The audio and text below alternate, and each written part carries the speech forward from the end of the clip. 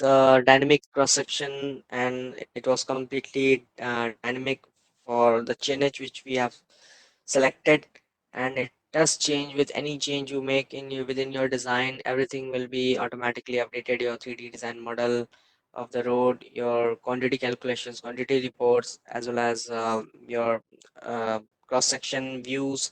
So everything is interdependent on each other. So let us quickly see the corridor reports even which we have done yesterday. So to generate your component quantity reports, you need to simply click on this, and I'm within the corridor tab only in the last in the under the review section. These options are available for you to review your corridor or alignment or its behavior with respect to your ground profile, etc. So when I've selected corridor reports, it's asking me to locate the corridor. So locate corridor means to select my corridor. I will select any one of the handle which is yellow in color, if you can see. So as soon as I select this corridor, I get a summary, corridor summary, and there are some volume cut and fill volumes which have been calculated based on the end conditions which my template is following in the volume column, as well as I have volume for my typical template layers, which were the layers which I have defined. So I do have a complete report as well, and the total project cost when if I write down here the unit cost of each and every like component or material. So this column which is cyan in color is completely editable. You can edit and input your values. To have a complete report, you need to simply click or even divide it. So I have just simply copied it by clicking over the right menu, copy, and then pasted it. And now this, if you can see, 2 lanes 14 meters. So when I check this, how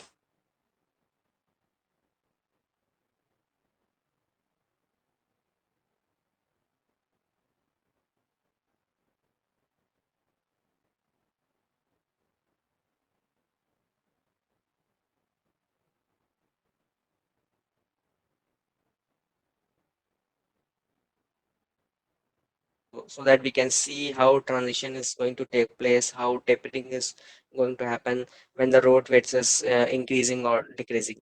So I will be using these two templates. So remember those names. So it's first is 2 lanes and second is 2 lanes 14.0 meter. So you can even rename them according to your preferences. So I have applied one of the template, or even we can apply it again. So let us start from the scratch. I can delete this. Okay, so if you can see this, I'm having a center line alignment, out of which a yellow border is enclosing that. Okay, so yellow border is enclosing that, which is my corridor boundary. So if I say select your corridor, you need to select this outer boundary. So let us quickly apply my template. Since I have deleted my template, how to drop my template? Again, within the corridor tab, under the create section, there is an option for new template drop. Okay, suppose you have deleted your corridor as well, and you are starting again from the scratch. So what you can do is you can simply delete your, like I'm starting from my just center line geometry. So how to create a corridor and how to drop a template again. So you need to simply select this and make appear the context menu of your element selected. So here right now here I've selected my center line alignment. So with the go with the third option, create corridor, or on the top also you can select this also, new corridor. So it's better to use your context menu, and it's asking me to locate profile element. So of course I need to first open my profile. So let us open my profile view, which is the second icon of your context menu, open profile model. So it's not that it's only one way you can open, there are multiple ways as well. You can simply right click over your center line and then you can get open profile menu there also. So if you can see open profile model, you can select from here even. So now I'm having in my view port number 1 horizontal and port number 3 vertical. So again, I will be creating a new corridor, selecting this third option, create corridor, and look at profile element. So I'll be selecting this my vertical profile, give a corridor feature name. So I just simply I can type any name as per my preference. So if you notice again though that outer boundary encasing my center line geometry has appeared again, but yet template drop is not there. This has happened because I have deleted, applied multiple times my corridor and template. But if you are very fresh and you are using in the fresh file and you are applying for the first time a template over your centerline geometry, then with the corridor creation window only, your template drop window will appear at that moment only. Since yet my template drop window is not there, so I will be selecting this new template drop, and it is asking me to locate corridor. So obviously I need to select this my corridor boundary, and now I can select what is the start as well as what is the end station and the required template. So in case I want to have my template two lanes, and its starting chainage should be 0 plus triple zero 2 kilometers. I am typing in manually 2 plus 800. So within this section only, from 0 to 2 kilometers and 800 meters, my first template, which is of two lane with 3.5 meter road width, is going to be dropped. And drop interval, let's keep it 25 only. So if you can see not complete, I have just simply placed one first template. Now let us make it again. I can place another template.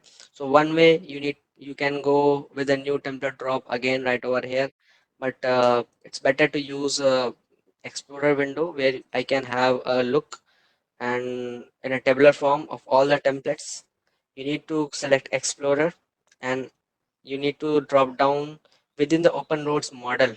So within open roads model, you are going to have your file name in the dgen form, and just have a look what designs you have made or what are the things you have done within your dgen. So I have done alignment. Since I've done alignment and corridor only, so I'm getting a one short arrow, drop down arrow in front of these two only. So let us drop down my corridor. Within design, I'm having my corridor name. So over your corridor name, you need to simply right click and go to corridor creation tools within corridor objects. So basically template is a corridor object. So if you can see here, you can even change your template from here. You can change its attributes again. You can change the start and end station mm, as soon as you type your new value, your template will be updated accordingly. So I need to add a new template, so I can add it from here. If you can see, there's a plus icon right on the top, and now again the same window. Now it's asking me to locate which template. So here you are getting a preview window. So first template I have placed two lane, next template I will be placing two lane with 40 meter, which means 7 meters on LHS and 7 meters on RHS. So I will select OK. So let us place some gap in between. So I will start, my start change will be, since I have the previous one was 2 kilometers or 800 meters. So let us give a gap in between. I'll be starting with 3 plus 200. This will be my start, and end is going to be, if I press the alt key, it is automatically going to snap the end. So alt key will automatically lock your end, and single left click to accept, drop and double 25. Okay.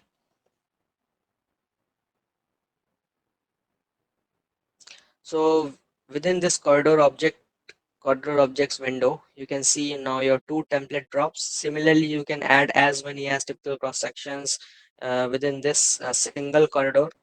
So my corridor name was corridor NH3. If you can see on the top, within this corridor window, as I said before, corridor is a collection of templates. You can add as many as templates, and even at a certain point, you may feel you need to change the start and end stations.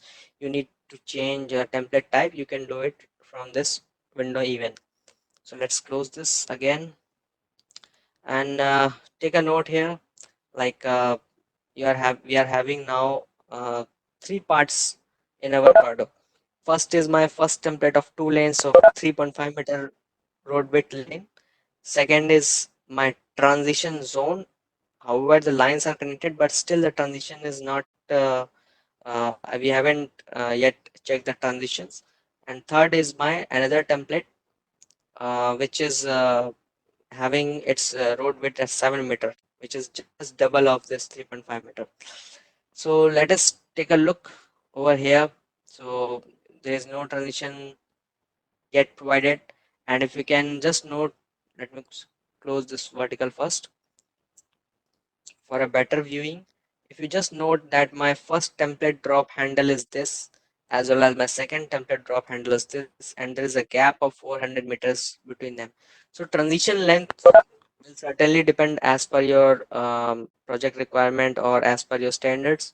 It's up to us, whatever the challenge we define for the different templates, the transition is going to take place between that. So since here we have used a 2 lane to 4 lane, 4 lane is very 4 lane is basically your undivided. You can use even divided carriageway also. You can. So for that, what we need to do, we need to go for to the corridors for transitions, and within the create section only, I'm having transition window here. So let's drop down and see what are the options available. So one is create transition and one is edit transition.